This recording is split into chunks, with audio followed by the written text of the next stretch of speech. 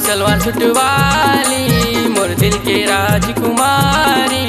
कहाँ हुई सलवार सूट वाली मोर दिल के राजकुमारी। खोजत खोजत अंगना दुआरी कहाँ हुई मोरे गाँव वाली। कहाँ हुई सलवार सूट वाली मोर दिल के राजकुमारी।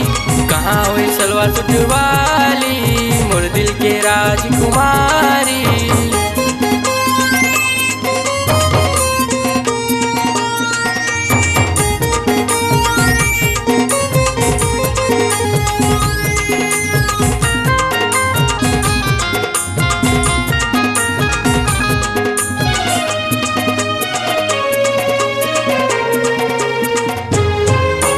भगवान ले रोज पूजा करथो कहाँ हो बेतोला मांगत रहीथो।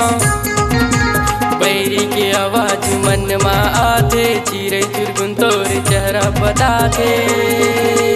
ओठ के लाली है दिल धड़काथे। कहाँ हुई सलवार सूट वाली मोर दिल के राजकुमारी।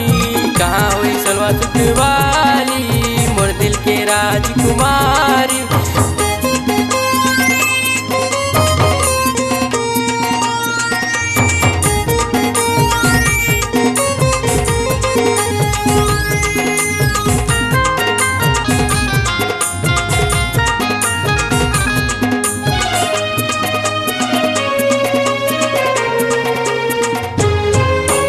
ऊपर ले जोड़ी भगवान बनाते मोर जोड़ी कहाँ होई।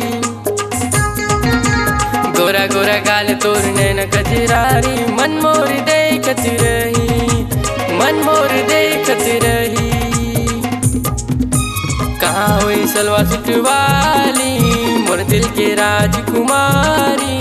कहाँ हुई सलवार सूट वाली मोर दिल के राजकुमारी।